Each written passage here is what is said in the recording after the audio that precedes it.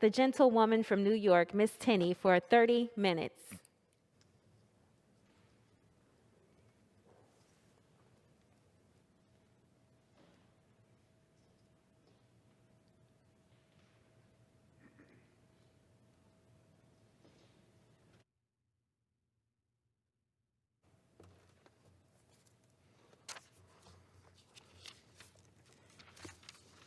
Thank you, Madam Speaker. I ask unanimous consent that all members may have 5 legislative days to revise and extend their remarks and submit extraneous materials. Without objection, the gentlewoman from New York is recognized.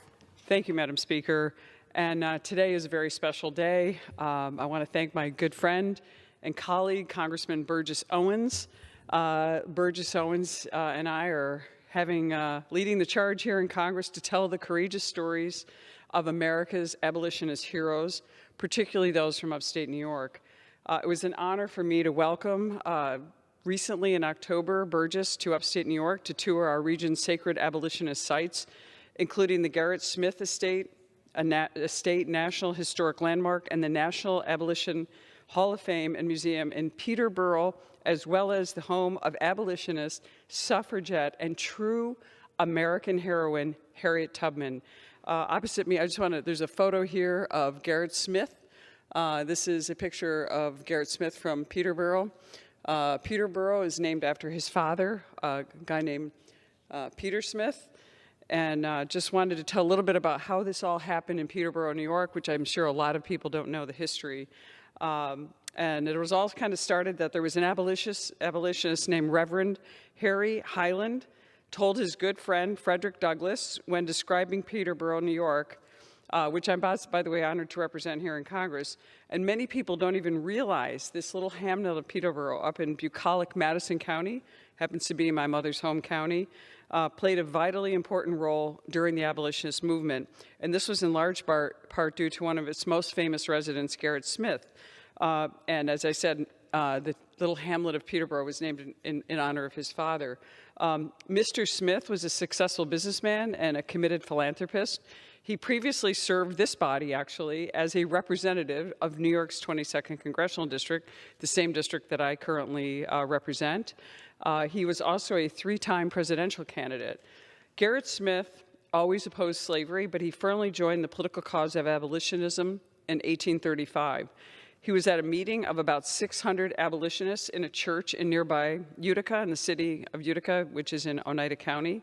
Upon learning of the meeting, a violent mob stormed the church and disrupted the proceedings, forcing the abolitionists to flee. Smith realized then that he could put his wealth and property to use. He invited the abolitionists to his home in Peterborough, and a year later, he was elected president of the New York State Anti-Slavery Society.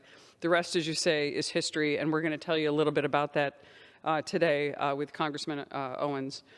In Smith's view, slavery was completely incompatible not only with our founding documents, but also with the natural laws of God.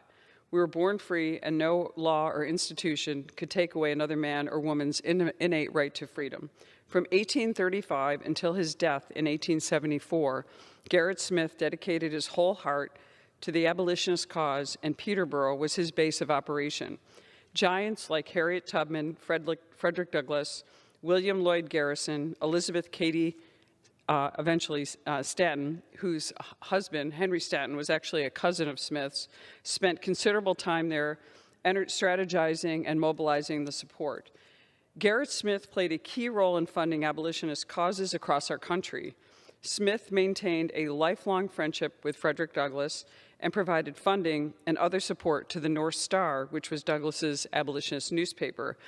In today's terms, Garrett Smith would be considered a billionaire, and he gave what then was $100 a month to Frederick Douglass's cause to pay for his newspaper, which in today's dollars with inflation would be about $7,000 per month, to make sure that this newspaper was able to continue to thrive and flourish and inform people. In a letter from Douglass following Smith's death in 1874, Douglass credited Smith's generous support as the financial engine that kept his abolitionist movement going. Smith's estate in Peterborough was also a stop along the Underground Railroad. As enslaved people made their way north to Canada, Smith would offer them shelter, food, and support. Exact numbers are hard to come by, but it is safe to say Smith bought and helped secure the freedom of hundreds of enslaved people from around the country. This is why Reverend Henry Highland said, "There are two places where slaveholders cannot come, heaven and Peterborough." Peterborough was synonymous with freedom. Just a short drive from Garrett Smith's estate in upstate New York is the home of another titan of the abolitionist movement, the great Harriet Tubman. Like Congressman Owens, this was my first visit to Harriet Tubman's home in Auburn. I just want to show you a little picture of Mighty Might Harriet Tubman, who is an amazing figure, and just a photo. I may have to go back to some of these.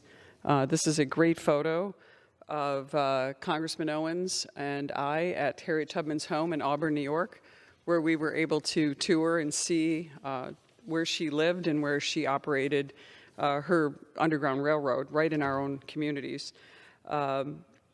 This was an amazing experience. I was in awe of Harriet Tubman, her accomplishments and her tenacity. She had every reason to be in despair. She was strong, she was compassionate, she was generous, and she was only 4'11", which is amazing. The home we visited, where Harriet spent her later years after she escaped slavery in Maryland, served as a conductor of the Underground Railroad, and then a scout, spy, and a nurse for the Union Army during the Civil War. Harriet lived for almost a century. She was about 91, almost 92 years old. She was an indomitable force. She was the first black woman to lead a combat assault, organizing about 150 black Union troops on a raid in South Carolina. She later freed 750 enslaved people as part of that operation. She suffered from narcolepsy her adult life after being hit by a metal weight when she was a teenager. Despite this, she persevered. She brought at least 70 slaves to freedom on the Underground Railroad and never lost a single passenger. At her core, Harriet was a woman of compassion. In her later years, she helped so many who came through her home in Auburn, providing them shelter, medical attention, and love. Despite the obstacles she faced, Harriet Tubman never gave up, nor was she ever consumed by anger or cynicism. She led with integrity and was incredibly resilient, and she's certainly an amazing role model for all of us. It was important to tell Garrett Smith's story and Harriet Tubman's stories, and now more than ever, we must understand our shared history and learn from those who came before us. Our great nation was founded on the promise that all men are created equal, that they are endowed by their Creator with certain unalienable rights, among them life, liberty, and the pursuit of happiness. No other republic before ours guaranteed such rights to its citizens. In fact, before America, there were no citizens at all, only subjects. Yet in the earliest days of our nation's founding, it is clear we failed to live up to our ideals. We failed to end the slave trade or to free those who were tied down in bondage. While this grave mistake will forever be part of our history, so too will be the courageous stories of Garrett Smith, Harriet Tubman, Frederick Douglass, and so many more Americans of different races, creeds, and religions who fought for a better America. Garrett Smith and Harriet Tubman personify the spirit of America, and their story should be a lesson to all of us. Their tenacity, their relentlessness, and their pursuit of ideals are everything that we strive to be as Americans. As Supreme Court Justice Clarence Thomas recently said, while we as Americans have failed to live up to the ideals of the Declaration of Independence time and again, there is no time in our history when those ideals, the ideals themselves, have actually failed us. The Declaration and its principles endure because they articulate a fundamental truth, that all people are born free and equal. Like Garrett and Harriet did as citizens of this country, we must commit ourselves to the great American project of making sure we live up to our ideals. These ideals are sacred. And the abolitionists who gathered in Peterborough changed the world, and they were the authors of our future. And we must thank God that we have the freedom to fight every day to strengthen our institutions and make this a much more perfect union. I want to end by thanking those who made our recent trip and welcomed Congressman Owens and I to this cold day in October before I introduce him. But I just want to say a couple, just to recognize these great people who spend and devote their life to this history. First is Norman Dan. He was one of our tour guides at Peterborough and the author of Practical Dreamer, Garrett Smith, and the Crusade for Social Reform. Alden Max Smith, another one of our guides, as well as a cabinet member of the National Abolition Hall of Fame and Museum, which is also in Peterborough. Dorothy Wilsey, another fantastic tour guide and president of the National Abolition Hall of Fame. John Becker, chairman of the Madison County Board of Supervisors, for meeting us there and also for making this all possible. Cliff Moses, vice chairman of the Madison County Board of Supervisors. Mary Kavanaugh, City of Oneida Wards 1, 2, 3 supervisor, who also greeted us there and toured with us. Yvonne Nervelli, the former Town of Lincoln supervisor, who also greeted us and toured with us. Matt Roberts, City of Oneida supervisor for Wards 1, 2, and 3, another person who came to tour with us and was fascinated again by this amazing little hamlet up in upstate New York. Matthew Ertz, our Madison County historian, who is completely intrigued and so excited to welcome Burgess Owens, the great Burgess Owens, who's going to be talking a little more on this today. Carol Kuczynski, trustee at the National Abolition Hall of Fame and Museum, and Nell Ziegler, the president of the Smithfield Community Association and owner and manager of the Garrett Smith Estate National Historic Landmark.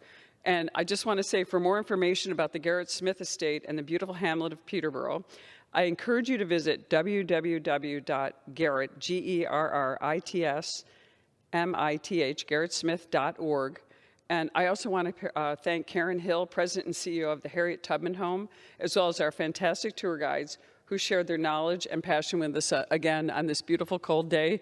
But there it is again, our tour of Peterborough. Really wonderful to have Burgess Owens there, a really special moment for all of us. And now I want to say it's with great honor, and thankfully we're finally getting to this great day, to introduce my colleague and great representative, Burgess Owens, who I think this was a great experience for him. I think he never realized what existed up in upstate New York. And that's why we want everyone in the world to know just how important it is that we learn our history and we celebrate everyone who had a path and who had courage and who had the tenacity and the boldness to stand up for what was right against the grain at a very difficult time in our country. And I would just like, again, to introduce and welcome to my special orders the great Burgess Owens, representing the state of Utah. Mr. Owens. Thank you so much. Oh, I have one little thing for you, too. I have a special Harriet Tubman pad for you that I grabbed. Thank you so much. Thank you. Okay.